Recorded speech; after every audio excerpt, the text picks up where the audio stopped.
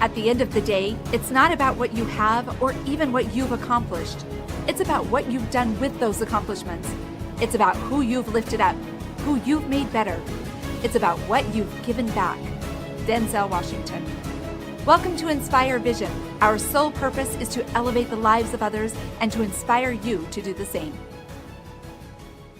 Dean, welcome to the show. Hi, it's great to be with you. Thanks for this opportunity. Well, I'm really grateful to have you on the show today. I know that if I understand correctly, September is actually Suicide Prevention Month. Is that correct? It is. This is a big month for what we do throughout the year and throughout the years. This is basically when the entire world turns its attention to just the subject of suicide and why it's such an important topic to discuss. Okay, well, what I'd love for you to do is kind of share your journey with the audience, your background and so forth, and what brought you to doing what you're doing and your focus on suicide, because I know you really have a huge focus and are contributing tremendously to suicide prevention. Yeah, well, I have been speaking predominantly in high schools throughout America and different parts of the world since January 1st, 1993. I've spoken at over 4,300 events, and we have shared this message. It's a message that says God loves you. He's got a plan for your life, and because you're breathing, you matter. And we've shared it with literally millions of teenagers who come from all walks of life, every imaginable social class. And what makes our outreach a little different maybe is we never charge anyone anything. We freely come and just do what we believe we're called to do, and lots of doors open as a result of that. What began us in all this, I grew up in a pretty standard, if you will, American home. Became a Christian at 7 years old, but I had some defining moments in my life, Doug, that kind of changed my life. At 7, I became a Christian. At 15 years old, on a Wednesday afternoon at 3:40 in the afternoon, unbeknownst to me that it was getting ready to happen, but I was sexually abused, and 60 seconds changed the trajectory of my life. At 17 years old, I had made a vow that I would never tell anyone what had happened to me. At 17, I failed PE. Even though I played quarterback, taught tennis, and played golf, I was plenty athletic. I wasn't going to change clothes in front of anyone. At 18 and 19, my drug of choice was lying. I lied more than I ever told the truth because I didn't like me. And the second greatest commandment ever written is to love your neighbor as yourself. But if I don't love me, I can't love you. I can't give what I don't have. And so I was living this very non-authentic life, trying to just create an image that people would like, because I was so terribly broken and insecure. That went on for about 4 years, and at 21, I was through. I had just had enough. The pressure was too much. The life was just not worth living in my mind. But I said a real simple prayer one day. I said, God, if you're real, and I don't think you are, but if you are, and you've got something for me to do, prove it. And I tell teenagers, don't ever ask the creator of the universe to ask to prove to you that he's real unless you're ready. And 2 weeks later, I'm sitting in my office dialing a phone. And as I'm dialing this phone, off behind me to my left, I heard someone say, call mom. I swung around in my chair, saw no one, but the hair on the back of my ears knew to call my mom. And I did. And when I called my mom at that precise instant that I believe God spoke to me to do so, my mom was attempting suicide. She was dying. And I could hear the life leaving her body. And I remember running out of that office, getting into my car, drove up Interstate 75 in the United States. And as I got to my parents' home, from the outside in, everything looked fine. It was safe, secure, probably like where people live. But from the inside out, my mom was dying. I see millions of teenagers. And from the outside in, they appear to have it all together. But from the inside out, they're in their own private wars. That day, short version of this story is I got her to a hospital. And as we're driving, she says, Dean, I can't be dying. I said, Mom, you're not going to die, but you're going to have to choose to live. And the most important word in that sentence to me is not live, it is choose, because choices create circumstances. And I got to a point where when I got to the hospital, the doctors threw me against the wall, rushed me to the emergency room. And 45 minutes later, this ER doctor walked over to my dad and said, there is no medical reason to tell you what I'm getting ready to tell you. It is a, quote, miracle of God. Your wife is fine. You can go see her. I heard miracle of God spoken by that doctor, and I was like, you've got to be kidding me. You're real? And that day, I knew in my heart, I didn't hear any more voice, but I had a leading that I was supposed to begin traveling and speaking. And it took 3 or 4 years before I would ever find the path for myself, but I did. And so since then, it's been a constant message and messaging to high school teenagers, to prisons, to teen challenge centers, to churches, just a message where I go in and share my story and I unpack this whole thing on why suicide cannot be the option that we choose. And I'll just say this, and I'll kind of just quieten down, but I've learned this, that what you and I overcome oftentimes becomes our platform. And that is what happened to me. Amen to that. And I found that to be so true. So Yeah. true. And that's quite a fascinating story. And for you, you never considered suicide, even though No, I you went through that whole thing. never did. I was tired of living the life of being fake, plastic, and non-authentic. I wanted real. And when I discovered that he is real and that he has a plan for my life, that's when I got real intentional about getting some help and moving forward in a healthier lifestyle. Okay. And obviously we're talking theologically here. You're Christian. Yeah. I have a firm belief also in the Savior and the Father.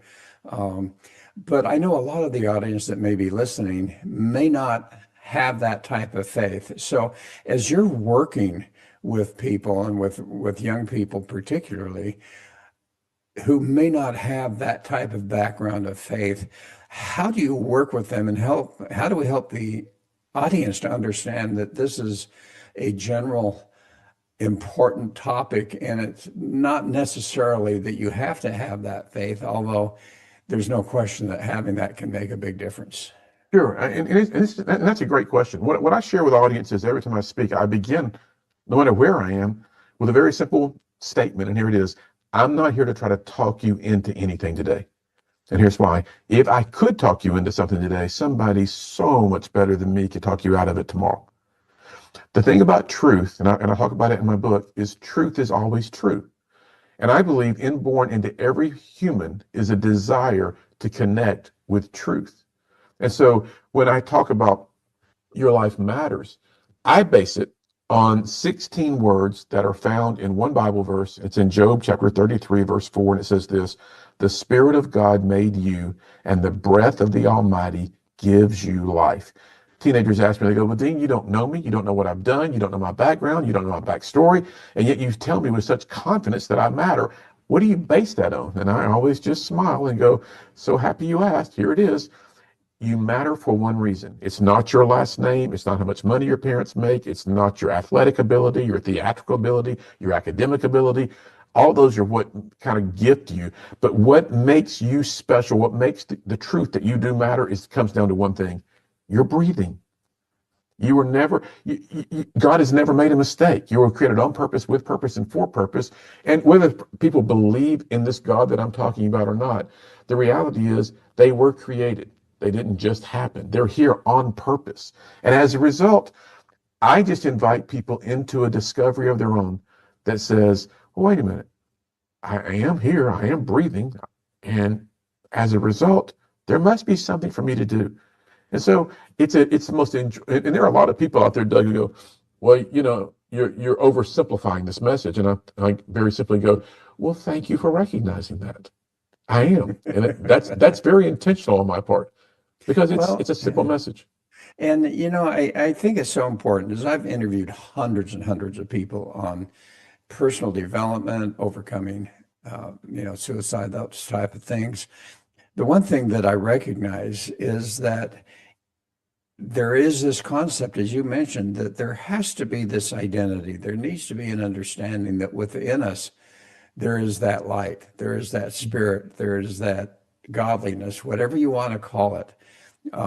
And even for those, as you say, that are not necessarily religious, need to know that, yeah, there's that life within you. And, so often our lives have become a story that we've told ourselves based on so many stories that we've been told by our parents and by religion and everything. And so here's one of the questions I have, and I always love to get into this, the root cause. Now, I will tell you, I've had 3 nephews that have committed suicide. Mm. And 2 of them were younger. One of them was actually a lot more mature and a lot older. And as I've looked at that, I wonder, what is the cause? Now it's easy, well, it's not easy, but to talk about how do we get to the point where we don't consider suicide as one thing. But what I've recognized is that there may be some causes in general that lead someone to that thought process. As you've done this, have you found that there are some general categories or causes that can cause this to happen? Yeah, it's a couple of things to respond to that. One is I've talked with a lot of students who've attempted but survived, and I've talked to a lot of parents who have buried their children. And a lot of times, just recently, I was sitting with a family that I happened to know, and they reached out to me, and their child had ended his life. And I walked into their home, and I walked in with just this kind of this feeling of I don't have to have answers for them today. I think they just need to be heard. So I'm just going to sit and listen, and if I'm led to say something, I will. And I remember I sat down, and the dad was very angry, very angry. The mom was, extremely emotional, but she was more of she had it together. And they said, there were just no signs. We didn't see any signs whatsoever. And a lot of times teenagers who've attempted and who have survived have said to me, Dean, it's like there's this hopelessness that just overtakes us. There's just we see no hope for our future. And they begin to talk about how in their mind, they have this almost this dark, ominous, evil cloud that comes into their mind, is how they would describe it to me. And it becomes this overpowering, overshadowing portion of their mind. And then they hear this voice, and it's always the wrong voice, and it's to end their life. As a Christian, I go back to Jesus came to give us life and life more abundantly. The Bible talks about how there's an appointed time for everyone to be born and to die. Well, my belief is those appointments I'm not in charge of, and God doesn't need my help on either side of them. And so the hopelessness is the biggest thing that we encounter in public schools, private schools, Christian schools, alternative schools, young people who just say, I just don't see any track forward for me and for the life I want to live. And they literally buy this unimaginable evil lie, and it's always fast. Suicide, in my view, is the fastest death that exists on the planet today. And it totally interrupts that plan of when they're to die, Yes. necessarily. Yeah. But here's for me, and you can correct me on this if you don't believe this, but I find that, and again, I think the important thing, and you kind of brought it up, we cannot blame anyone necessarily for those young people that commit suicide. And I think parents take such blame, feel so guilty. What could I have done? I didn't see it, so on and so forth. But I will say that in one particular case that I'm aware of, I really believe that medication. Mm. I know that one of my nephews was struggling a little bit in school. I was encouraged to put him on a little bit of medication, and I happen to have I've been studying this a lot, and I recognize that one medication goes to another, and ultimately, when my one nephew passed away, he was on an anti-anxiety drug that 6 months later, they realized that one of the side effects was suicide. Wow. And Yeah. and so I don't know if you get into that with parents at all about being so careful about the medications that their children are put on and looking at alternate ways Yeah. with learning disabilities. I know that I have one son that has some learning disabilities, and the school was saying, all right, we need to put him on Ritalin or whatever. Right. Yep. And I go, no way. And I happened to go to a workshop by a psychologist who was talking about this very thing. And he talked about the fact that in schools, we teach one way, and that's the only way. And yet our children have different ways of learning. That's so true. Some So are true. spatial thinkers. My son happened to be a spatial thinker and may have had some other issues that we've talked about now that he's much more mature. And what I did in his case is I bought him a Palm Pilot because he was very much the spatial thinker. Yep. And so what would happen, he'd be in class and a bird would happen to fly onto the window and he'd look over there and something would happen over here and he'd look over there. And, to the teacher, you really need some help. Your Right, ADHD or whatever that right, happens to right. be. And so I bought him a Palm Pilot. And I said, look, you take this to school and use this. And he focused on that, and it made all the difference in the world for him. Now, I will say I had a few teachers come to me and saying, he's changing the channel on our TV while we're trying to but the bottom line is that by giving him a focus, it made all the difference in the world. So, do you talk about medications at all with I parents? don't, I usually do not get into that because that's just not, I'm not trained in that way. I'm not educated in that way. Mhm. I'm not against medication as long as it's the medication that's right for each individual child, and that's a conversation between parents and doctors. So I don't ever really go into that world just because I'm just not trained in that world. And I happen to be against it. I Yeah, happen to be against it because I saw the result in one yeah, of my nephews. So as you look at some of the root causes, what is creating this story yeah. within their minds of hopelessness? Well, Uh, one of the biggest things, Doug, we could talk about is the impact of social media globally on today's teenagers. Globally, every day in America and around the world, 5,600 teenagers attempt to end their life. 5,600. Pre-COVID, it was 5,240. In an arena that seats 12,000 people, that arena would fill up every 2.5 days with teenagers who in the previous 60 hours bought the lie. So one of the things that I talk a lot about in schools with teenagers as it relates to social media is, for example, in our outreach, in the last 25 months, we've had 163 million views of our videos on social media. Well, I'm thankful for that. I mean, every high school I go into, teenagers come up and go, "Hey, I watch your videos," and no matter where I am, it happens. And again, grateful for that. But notice I didn't say I count my likes. And here's the message that I share with parents, and because a lot of parents are on social and they're counting how many people like what I said today, or what. If you're still counting your likes, you have no idea how much you're truly loved. Views are one thing. Teenagers today are trying to figure out, how can I get more likes? How can I get more retweets? How can I get more people following me? And they're using filters. They're changing this. They're just trying to fit in. And I have met a lot of students who've either had dear friends in their life or attempt to end their life, or they've attempted because the peer pressure on social media to perform and to be accepted is off the charts. And so, in my view, social media was created to connect people, but it's become the most singular, isolating tool that the earth knows today. well, and unfortunately, social media there's so much falsehood that's being Mm, generated as truth. I find it interesting as I'm listening oftentimes to something and I go, wait a minute, that can't be true. So, right. Yeah. I'll immediately do the research. I'll go to Chat GPT and say, okay, here's what's being said, true. And, no, it's not true. And yet there are bald-faced lies that are being told. And particularly with our youth, here they are being told something that they believe is true, which can so much affect their whole life and their whole thought process. Yeah. It's and the reality is they're trying to find their value based on something that may or not be true, like you're talking about.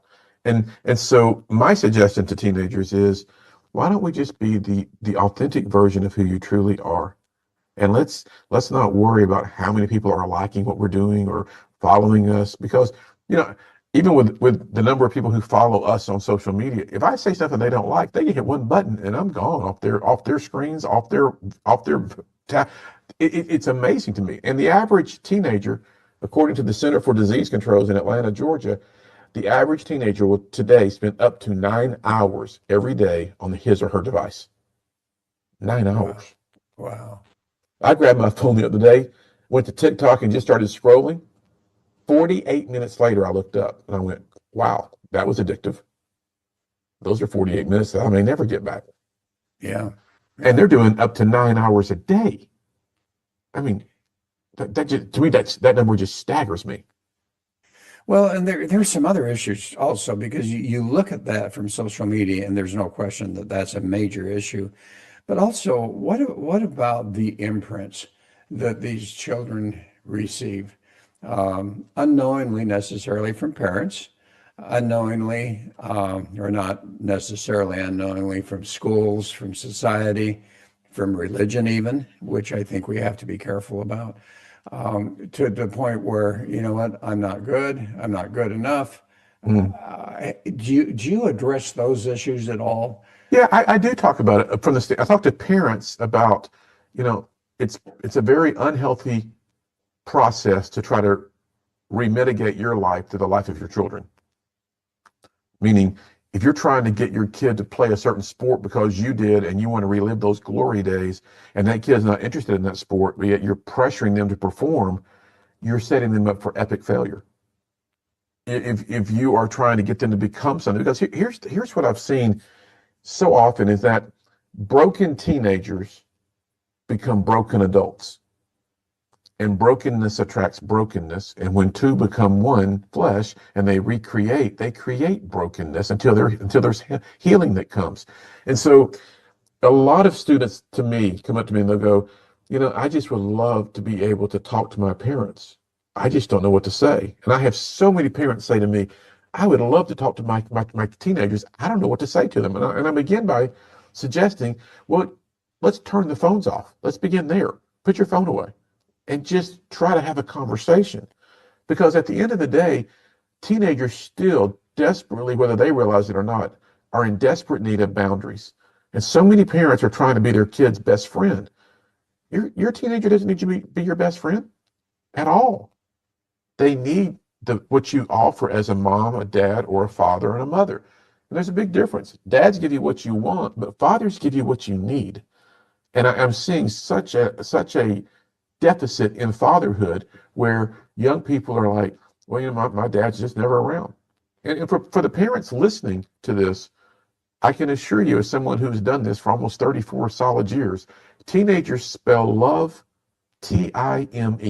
They want your time.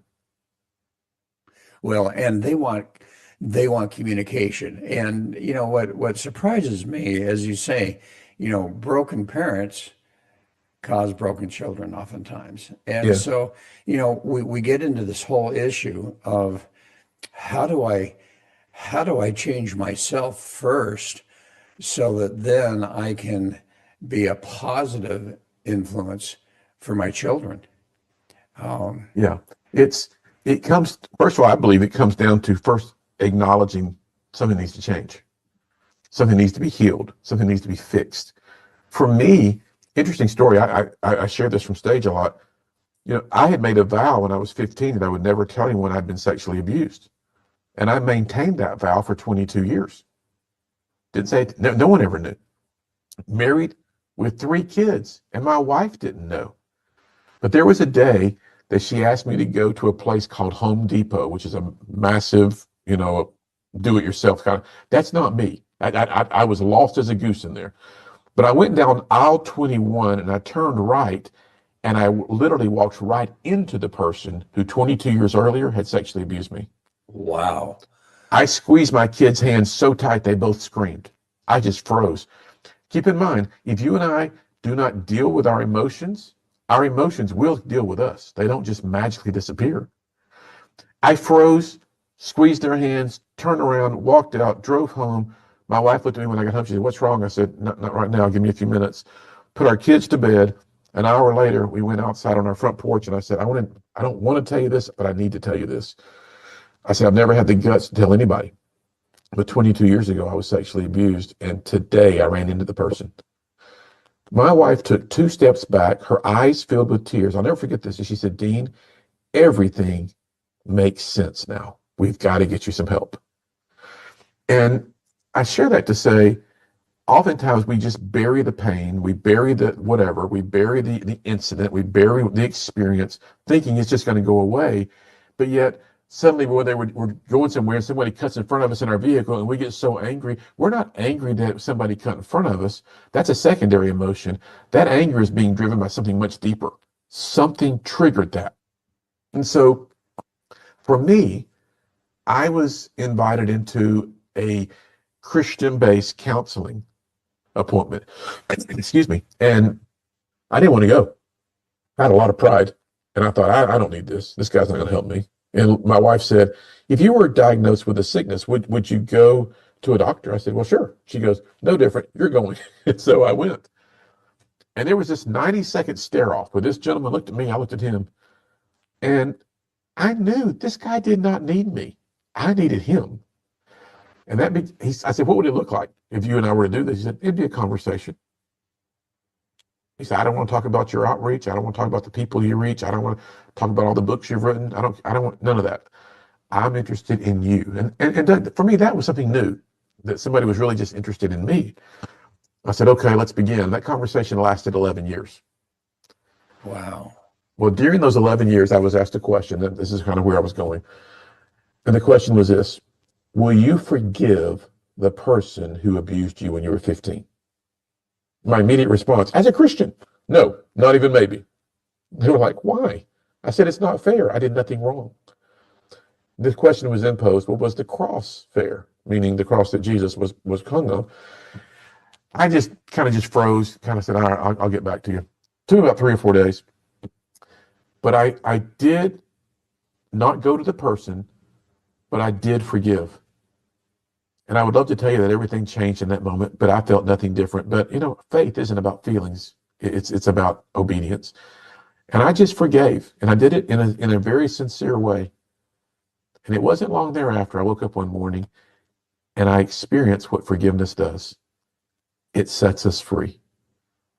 That person who sexually abused me could walk into an arena when I'm speaking, there's 15,000 teenagers there, could walk down to the front of that arena, sit on the front row, look directly at me, and it wouldn't faze me in the least, because I truly am free.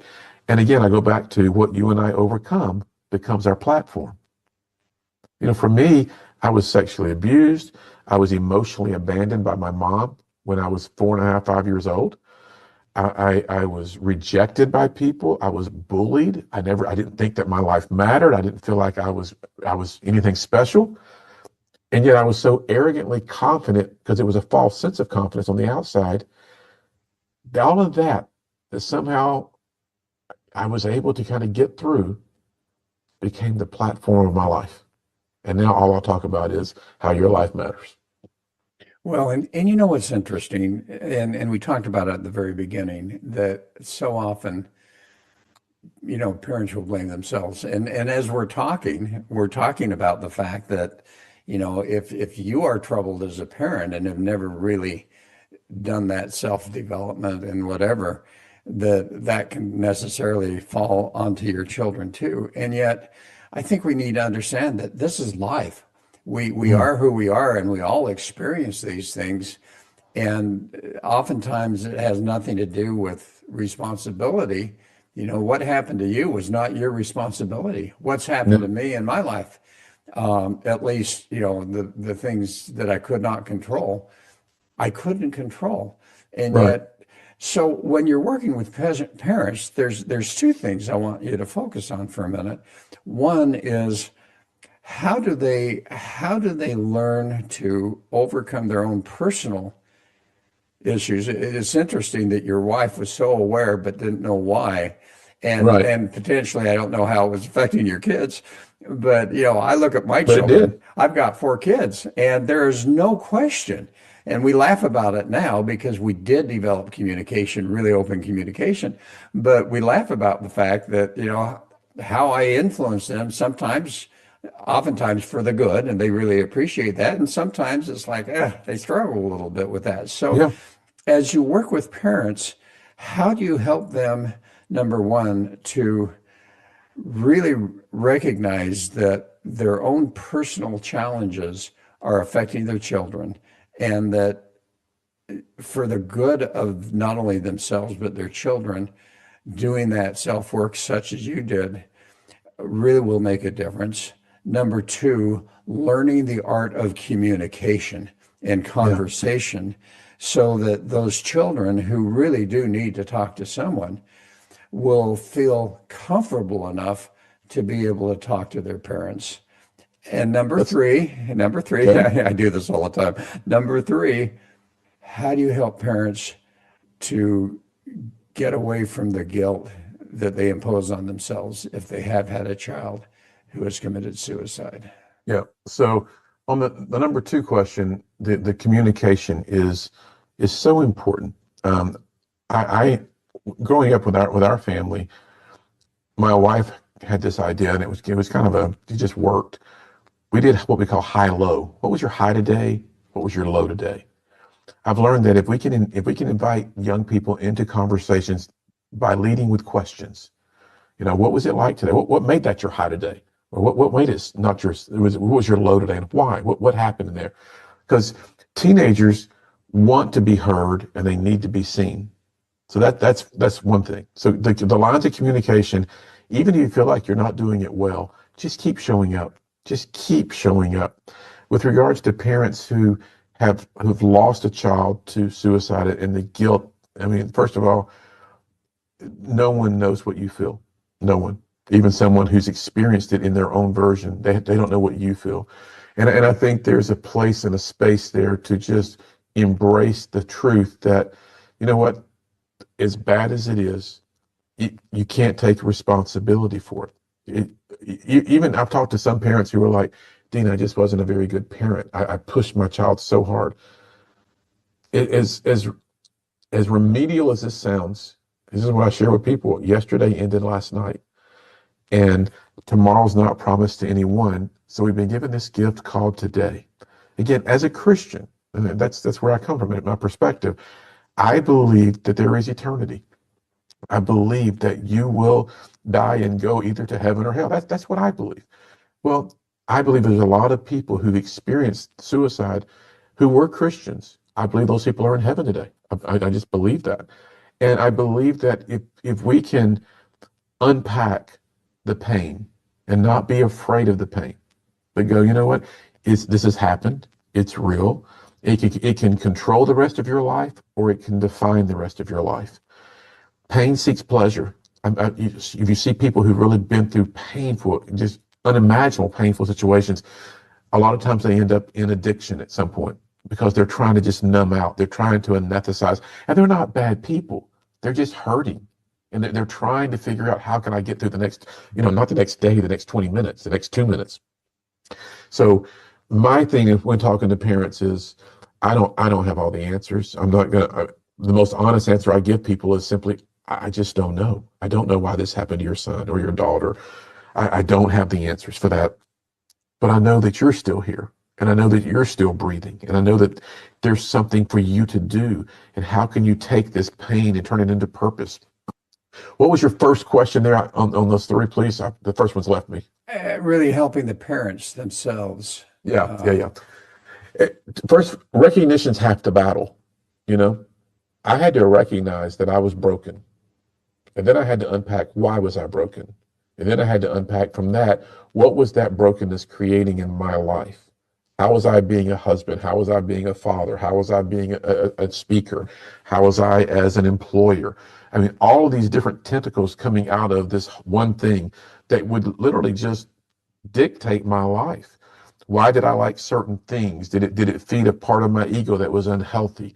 I mean, it's truly an introspective, diagnostic look at our lives and going, if we're going to do this, let's do it in real time. Let's be real with ourselves. Let's be honest, because when we do that and we're not afraid of what we're going to find and discover, that puts us on a path, in my view, where we can then begin to see the healing process begin. We can see that healing come in.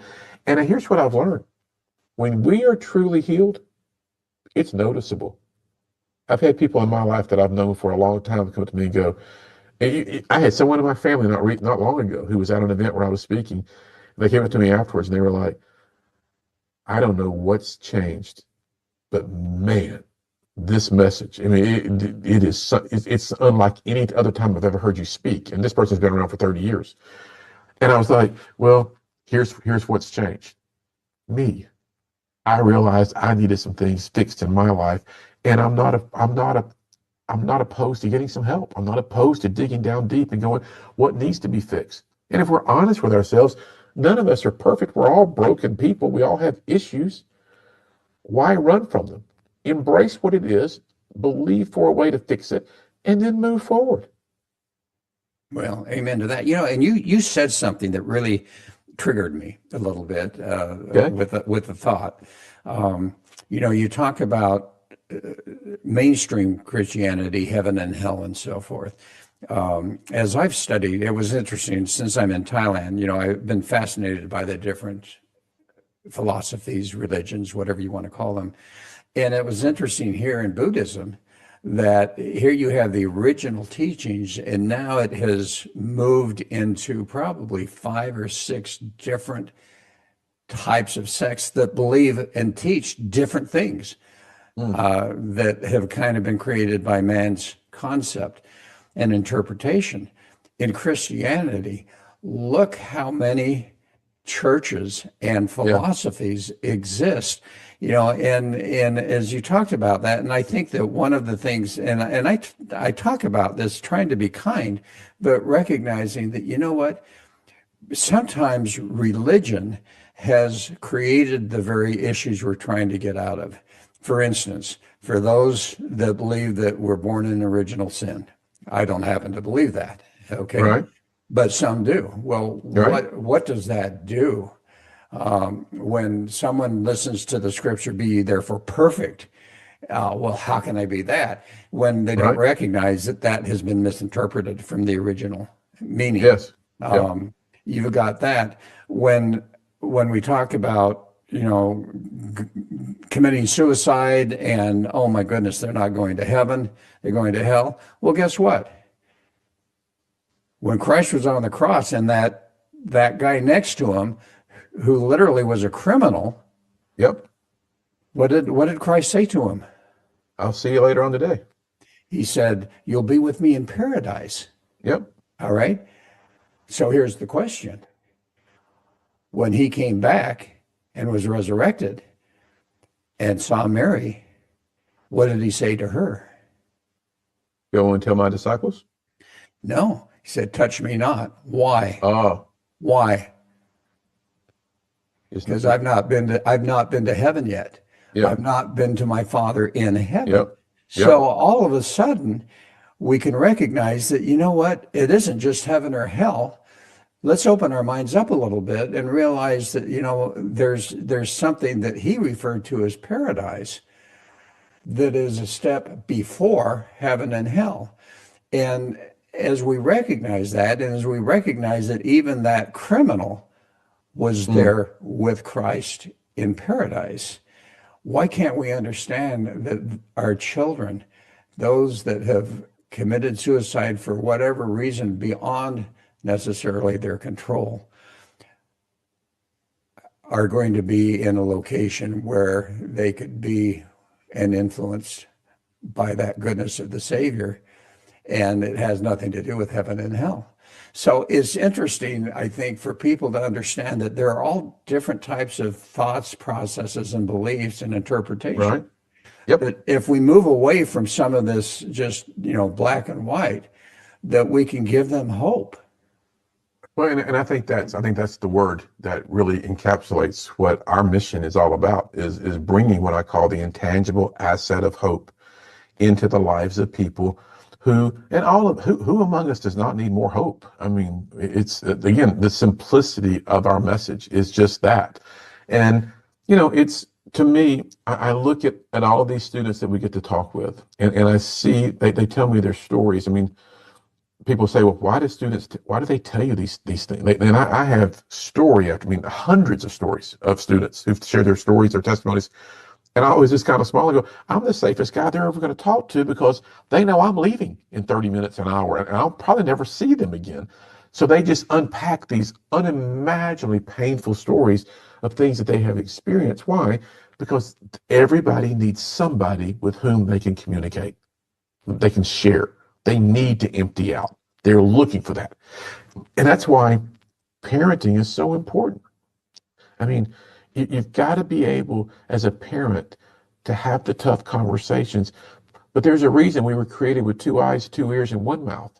I believe we're supposed to watch and listen twice as much as we speak. And therein, I believe, lies the key to effective communication. Well, Listen. and one thing that you did, which I think is so essential, so often we want our children to be transparent, but how can they trust us to be transparent until we're transparent with them? And That's the deal. when you finally told your wife your experience as a young person, that transparency, as you say, opened the path to forgiveness, to ultimate freedom for you. And I think it's important for parents to understand that if you want your children to be transparent, what's wrong with sitting down and saying, hey, son or daughter, I totally get what's going on here because here's some of the experiences I've had in my life, and be transparent. And the minute that that child sees that you're willing to share with them, doesn't that create a willingness and a trust within them to share with you? Absolutely. It's like everything is a seed, I believe, that produces a harvest. Good seeds produce good harvest, bad seeds, bad harvest. If I sow a seed of being transparent with my kids, who are all adults now, but growing up, I learned that if I messed up in a big way or a small way, if I was unkind with my words toward my wife or to my kids or to one of our dogs, my responsibility was to immediately go, wait a minute, hey guys, you know what? I was wrong right then. I missed it. I should never have said that, or I shouldn't have said it in that tone. And I just want you to know I was wrong, and I apologize to you. Our kids grew up in that kind of an environment. Now, had I not come to the end of myself, gotten some serious help, I wouldn't have known to have done that. I would have just gone, well, it's just the way it is, lifestyle. I mean, how many, especially fathers, are out there going, well, I do this and I do that and blah, blah, and it's just going to be my way or the highway. That doesn't win anyone. It pushes people away. Teenagers are looking for the real thing.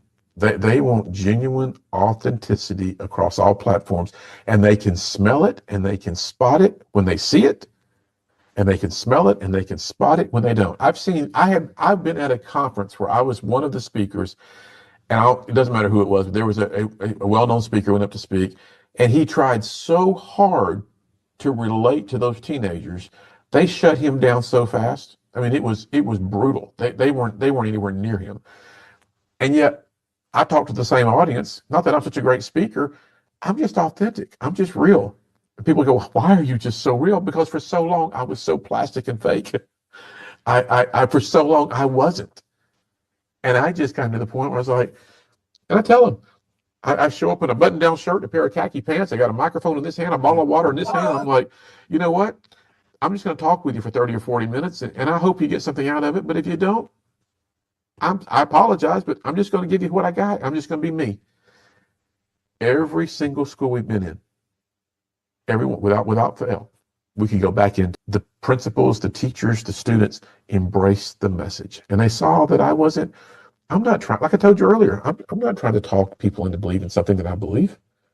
I'm just trying to get people to have hope that there's a better future. Well, and as we're running out of time, I wish we had more time. We could go on for another hour, I think, on this. Yeah. But this month is a special month, and as we look at that, what do you recommend? How do you encourage communities, parents? What can they do to really support our teens? Well, in life, I believe we learn from one of four ways: failures or fathers, mentors or mistakes. Worldwide, teenagers are basically the same. They're looking for someone who cares. They want to know that you want to be invested in them. Mentoring is such a massive opportunity because there's so many people who've been successful in their lives, but the success did not fulfill them. They're looking for significance now. So what if you were to pour back into another generation coming behind you and share with them what you did right, what you did wrong, how you succeeded, how you perhaps failed? I believe that if I have some people in my life, some young people that hang out, with my family, and we pour into them. I'm not preaching at them. I'm not trying to convince them. I'm just going, hey, on a golf course, I did it the other day with my son and one of his dearest friends, and his friend wanted to talk, had some serious questions. And in between hitting golf shots, I just kind of poured into him. And being available is a big part. One of the things that we've done with my new book is it's a book that I wrote for the specific purpose of getting people to understand that you do matter. I share my story in it, but then I unpack what I believe the reason to be as to why you matter. And it's really helping a lot of people. And so there's resources out there. There's investing time is out there. Mentoring is available to these students. Just getting engaged, getting involved, and showing up all makes such a big difference. And you mentioned your book. Yeah. Share with the audience again the name of the book, how they can find it. Yeah, the book's called You Matter, Finding Hope and Meaning in Everyday Life. It can be found on Amazon, or they can go to our website, which is simply youmatter.us, youmatter.us. Either one of those will take you right to it. The website gives you a whole lot of information on what we do, why we do it, how we do it. And then, of course, on Amazon, thankfully, in multiple categories worldwide since the book released, it's been #1. So it's helping a lot of people. Wonderful. Dean, thank you so much. Yeah, thanks for your time. Thanks for what an important topic. And folks, think about this. And you know, I love the last part that you talked about, how we as individuals can make a difference in the lives of our teenagers and those around us, by listening, by opening up, by doing all of those things and being aware. And since this is such a special month for that, I just, you know, and I know you would too, encourage people to become aware of that, even if they haven't personally experienced it, Yeah, recognize that they too can make a difference. no question. Everybody needs somebody. And if you'll be willing and obedient to just be used, opportunities will knock on your door. Well, Dean, thank you. Thanks so much, Doug. Yeah, thank you for what you're doing. Appreciate it. And folks, thanks for listening. I hope this has made a difference, and I hope this will create a higher awareness of those around us, and particularly those teenagers that are struggling, and how we can individually make a difference, either personally by even developing ourselves or by getting involved in some of these organizations that are seeking to help. So, anyway, this is Dr. Doug saying namaste.